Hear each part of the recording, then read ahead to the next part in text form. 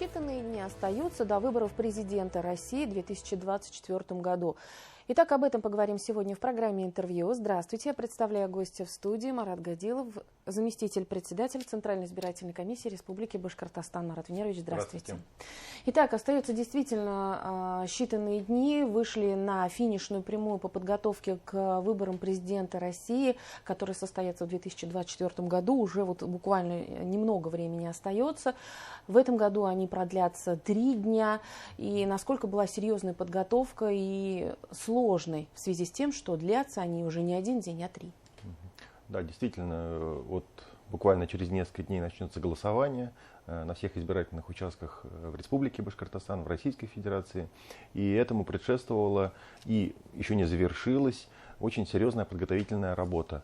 Начиная с подготовки помещений для голосования, потому что они должны выдержать 3-дневный режим работы для комфортной работы членам участковых избирательных комиссий, для комфортного пребывания в них избирателей наших, для того, чтобы все участковые избирательные комиссии были обеспечены всем необходимым оборудованием, технологическим, ящиками для голосования, столиками, оборудованием, канцелярскими товарами. То есть это одна из тех сторон, которую обычно не видно, но это тоже очень серьезная работа, которая предшествует любому голосованию. Помимо этого изготавливались необходимые формы документов, необходимые плакаты, которые размещаются в помещении для голосования. Изготавливались бюллетени. Они вот на этой неделе уже 4 и 5 марта доставлены в территориальные избирательные комиссии во все районы и города. И сейчас как раз происходит процесс сортировки для передачи их в участковой избирательной комиссии.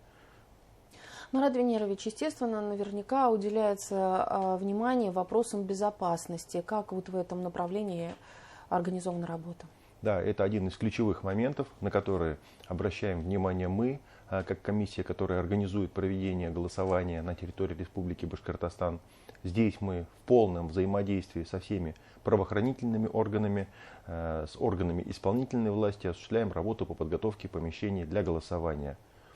Незадолго до дня голосования все помещения обследуются соответствующими службами на предмет их защищенности, противопожарной безопасности, на предмет наличия в них необходимых требований, усиления, так скажем, их безопасности. Работают кинологи с собаками, происходит анализ и обеспечение всех участковых избирательных комиссий средствами объективного контроля. Это рамки металлодетекторов, это ручные металлоискатели. Ну, то, по большому, к чему сегодня все, наверное, граждане привыкли. Это применяется и в крупных торговых центрах, и мало кто сейчас не летал на самолете или не ездил на поезде. Тоже рамки металлодетекторов там применяются.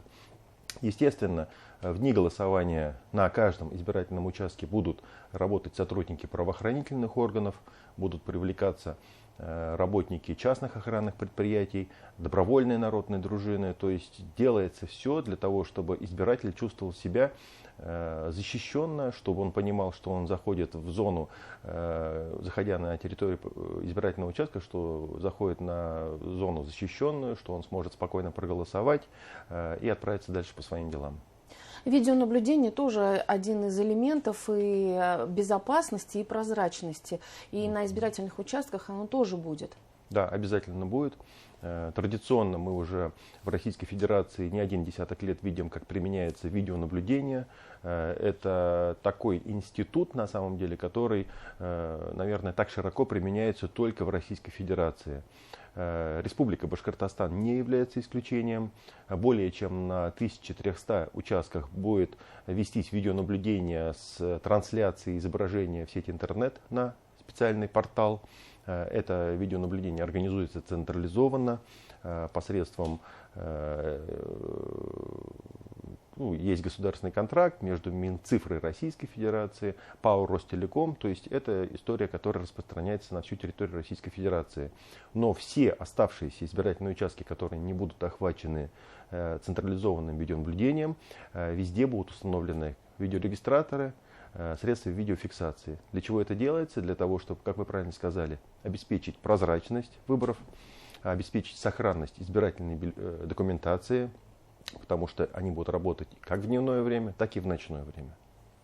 Ну и привыкли уже наши избиратели, наверное, к КАИБам, это комплексам обработки избирательных бюллетеней. Они уже доставлены на участки, проверены, уже готовы к работе. Абсолютно готовы. У нас в Республике Башкортостан 305 избирательных участков будут использовать комплексы обработки избирательных бюллетеней. Все КАИБы, назову их сокращенно, прошли техобслуживание. Все КАИБы прошли соответствующее обновление программного обеспечения, доставлены в те избирательные участки, где они будут применяться. Завершается процесс обучения операторов комплексов обработки избирательных бюллетеней. Это как минимум 2 члена участковой избирательной комиссии, которые обязаны уметь работать с КАИБом, обязаны уметь его настраивать, тестировать до дня голосования, до начала голосования, подсказать избирателю, что он делает неправильно. Если вдруг избиратель будет вставлять бюллетень не той стороной, то КАИБ, конечно, откажется его принимать, но, естественно, операторы будут стоять возле КАИБов и направлять действия избирателя. КАИБы на местах, мы их распределили по всей территории Республики Башкортостан решением Центральной избирательной комиссии Республики с учетом того, чтобы было охвачено максимальное количество избирателей.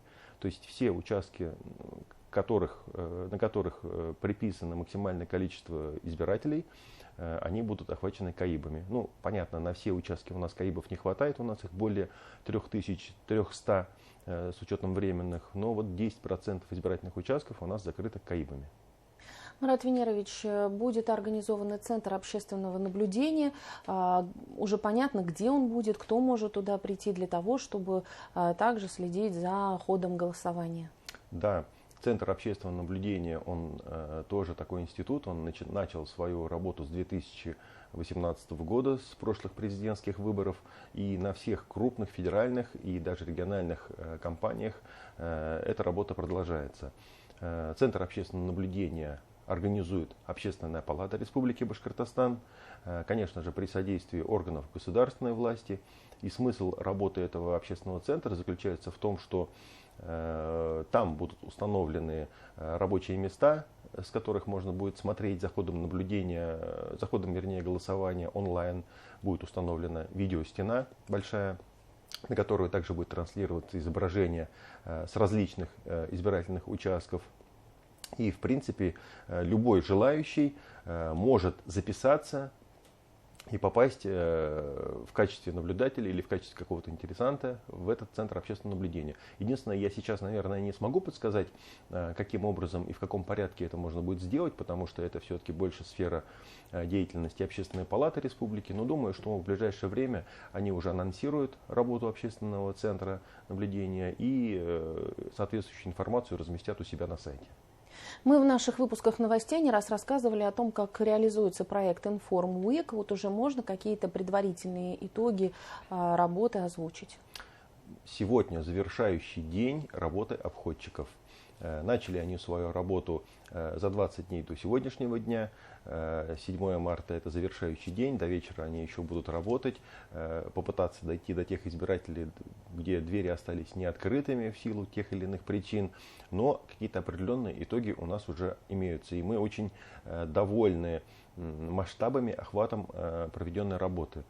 Напомню, что более 11 тысяч членов участковых избирательных комиссий вот за последние 3 недели постарались дойти до всех домовладений, до всех квартир в Республике Башкортостан, как в городах, так и в районных центрах и в сельских населенных пунктах. И вот предварительные итоги на сегодняшний день обходов обошли более 97% домовладений, которые у нас в республике в принципе существуют. При этом разговор состоялся с более чем 2 миллионами 400 тысячами избирателей, а это на минуточку практически 80% от всей численности избирателей, которые зарегистрированы на территории Республики Башкортостан.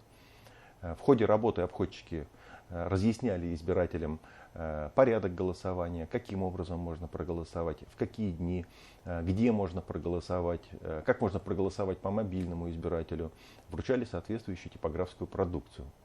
Вот предварительный итог работы обходчиков, конечно, мы итоги еще обязательно утвердим, и, может быть, в начале следующей недели подведем уже определенные итоги. Но на сегодня на вопросы, придете ли вы на избирательный участок голосовать, ответили «да» или скорее «да» более 93% от числа опрошенных избирателей. Это очень нас радует действительно, потому что это те люди, которые изъявляют реальное желание прийти на избирательный участок или же проголосовать на дому.